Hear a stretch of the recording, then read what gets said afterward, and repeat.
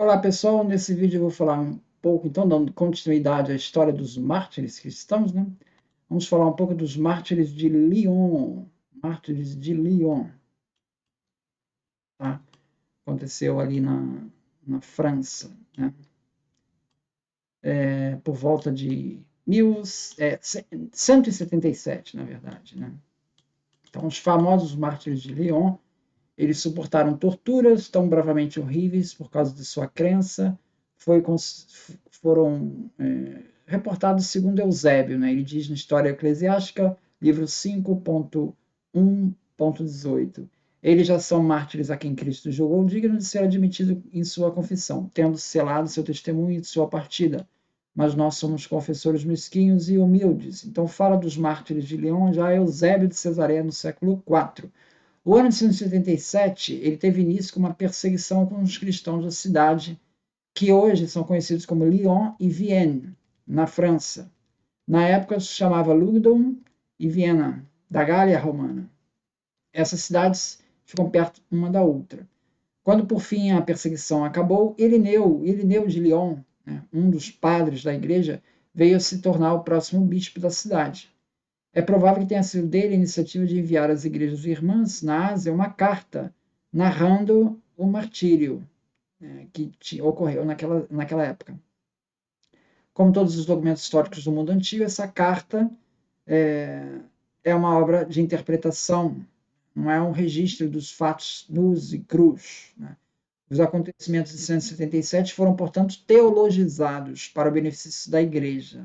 Mesmo assim, os detalhes da carta a situam no cristianismo do século II, final do século II, seria 177. O texto subsistiu por mais de um século, até que o historiador Eusébio obteve uma cópia e a incorporou no seu livro História Eclesiástica, que ele se refere. Por isso ainda podemos ler a carta em sua forma original. Paul Allard, segue aqui ó, as referências em anexo, ele se refere que uma segunda etapa, né, da recomendação de Trajano.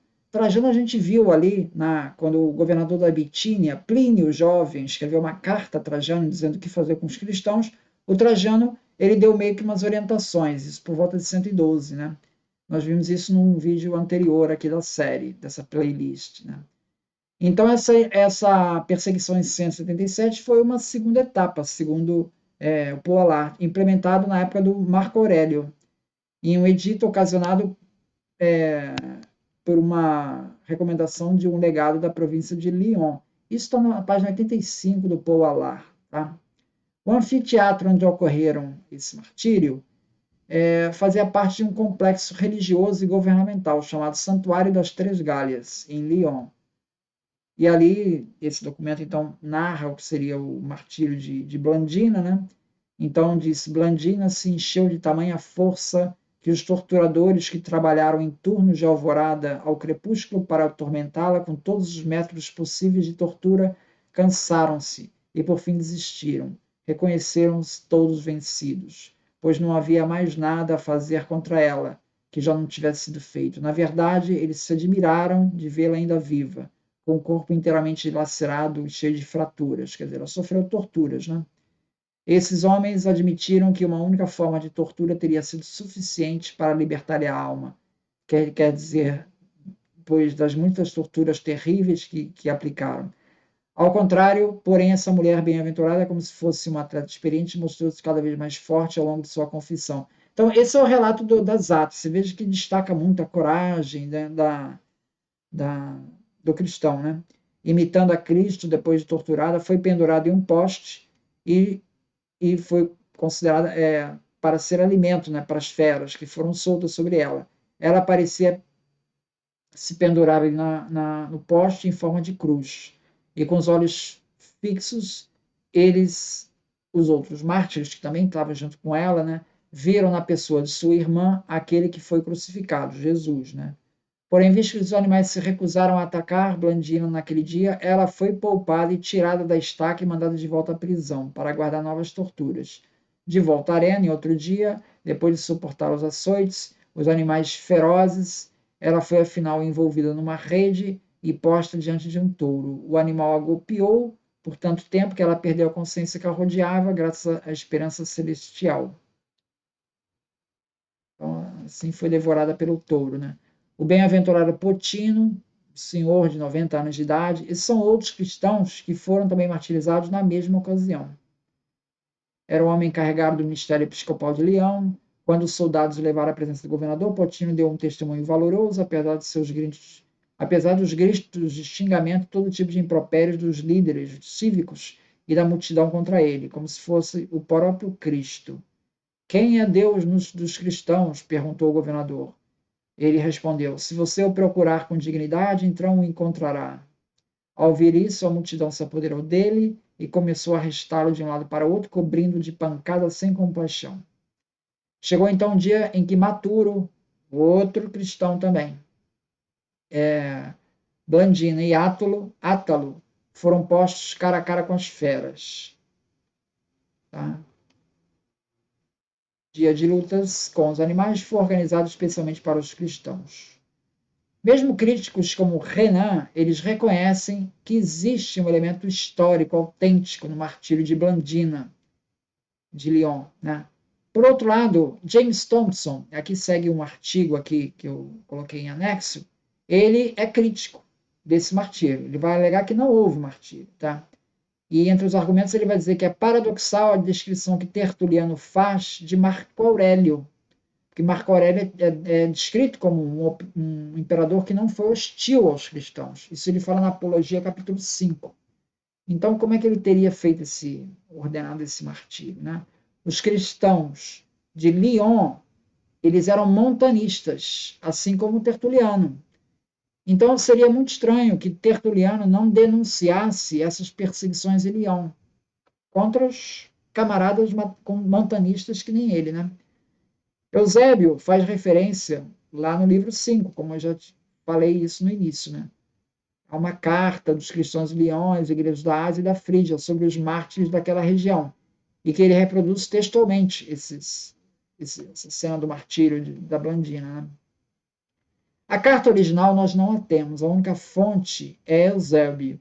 Irineu foi um bispo de Lyon, em 180, e ele não se refere a essa perseguição em contra-heresias. Bom, aí aqui vem uma resposta. Talvez ele não se refira, porque o contra-heresias foi escrito em 180, e esse martírio foi em 177. Então, talvez simplesmente é porque não havia acontecido então.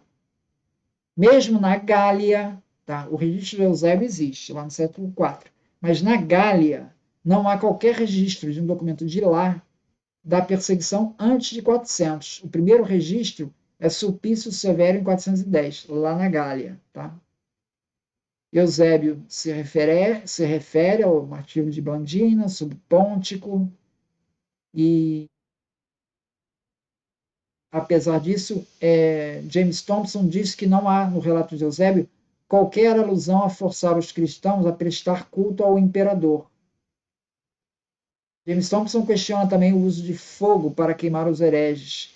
Por quê? Porque, exceto no caso de Policarpo e da alegada perseguição a Lyon, não há nenhum outro exemplo do uso de fogo contra cristãos antes do edito da perseguição de Décimo 250. A perseguição de Décimo 250 vai ser a mais sistemática. Né? Essa época coincide com que mitraísmo, né, ele é tomado como religião oficial do Império Romano. E aí tem uma perseguição mais forte contra os cristãos. Então, até então, segundo James Thompson, não se usava fogo. Se bem que ele está admitindo que no martírio de Policarpo usou, né?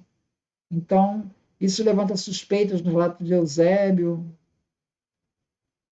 porque somente crimes de magia e envenenamento recebiam punição de fogueira. Bom, mas o Policarpo também recebeu, né?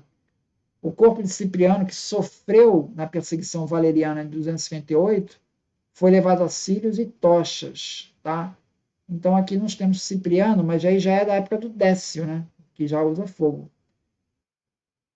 Justino em Apologia 1:26, Tertuliano em Apologia 7:8 e Eusébio em 5:1-14 se refere às acusações de cristãos comerem carne humana durante a celebração da Eucaristia, o que poderia ser enquadrado como magia. Então eles poderiam estar entrando nesse crime, correndo nesse crime. Né? Daniel Hobbes, ele destaca a hostilidade dos romanos contra os cristãos. Né? Então, nós temos o grafito de Alexamenos, Adora seu asno, né? Um grafito encontrado lá em Roma, que mostra lá os cristãos adorando um asno. Tertuliano diz uma frase assim: se o Tibre transborda, se o Nilo inunda os campos, se o céu está fechado, tudo é culpa dos cristãos. Isso está lá no Daniel Hoppe 167. Então já havia um clima meio anticristão nessa época. Então, para acusar de magia, daí vai um passo. Né?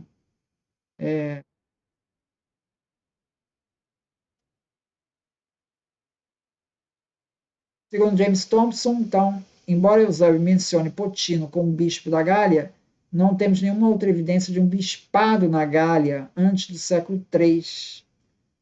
Bom, Paul Alar, ele se refere a Tertuliano, que em Contra os Judeus, capítulo 7, ele fala de diferentes tribos da Gália, então, de tribos de cristãos. Isso sugere ao Paul Alar que os primeiros bispados da região são do século II. Então, você veja que está tendo aqui uma contraposição entre o que Paul Alar está dizendo e o que o James Thompson está dizendo. Tá? O Paul Alar diz que sim, podemos ter bispado antes aí do século III. Em 314, segundo Paul Alar, já haviam 16 dioceses representadas no concílio de Arles, entre as quais de Lyon. Então, se já tem 16 em 314, é capaz desse grupo já está se formando já desde o século anterior. Né? A Enciclopédia Católica ela menciona a descoberta na colina de São Sebastião de ruínas de uma naumaquia. Naumaquia era um espetáculo em que se representava uma batalha naval nas arenas. O Coliseu romano serviu para algumas naumaquias. E de alguns fragmentos de inscrições aparentemente pertencentes ao altar de Augusto. Isso levou a vários arqueólogos a crer que os mártires de Leão poderiam ter morrido nesta colina. Faustino, bispo, na segunda metade do século III, escreveu ao São Cipriano e ao Papa Estevão I, em 254, sobre as tendências novacianas de Marciano, bispo de Arles. Então, veja, ele está se referindo ali a bispo de Arles. Então, esses depoimentos aí, isso aí está na Enciclopédia Católica, o link segue aqui embaixo.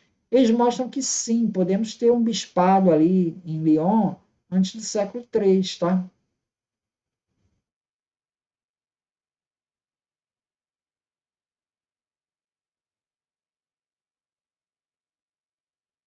Durante a perseguição de Marco Aurélio, Irineu, que era um sacerdote da igreja de Lyon, no clero da cidade, muitos foram presos por causa da fé.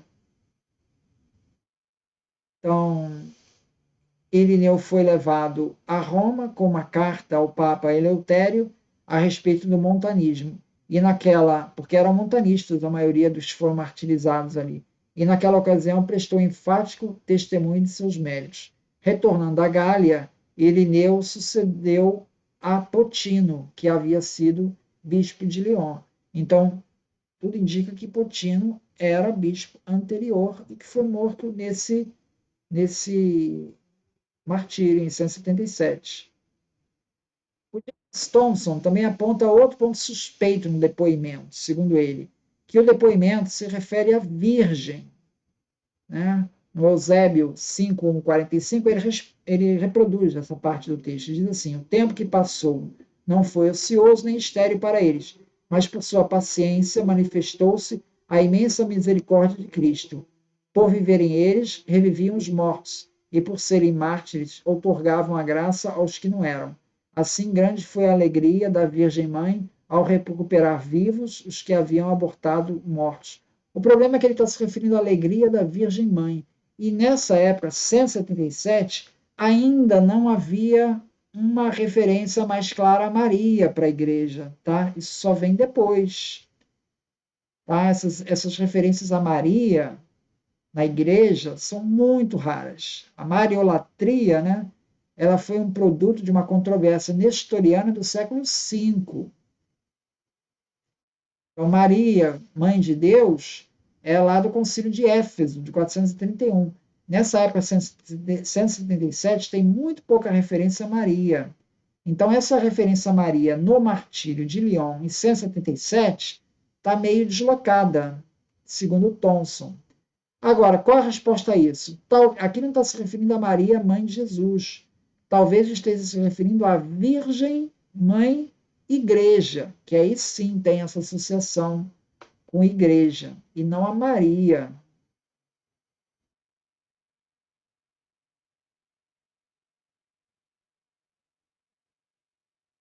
Segundo James Thomson, se as alegações do artigo que ele escreve forem válidas, então a tradição da igreja primitiva, no sentido de que Marco Aurélio não era um perseguidor, era mais fiel à história real do que a erudição histórica até então se acreditou.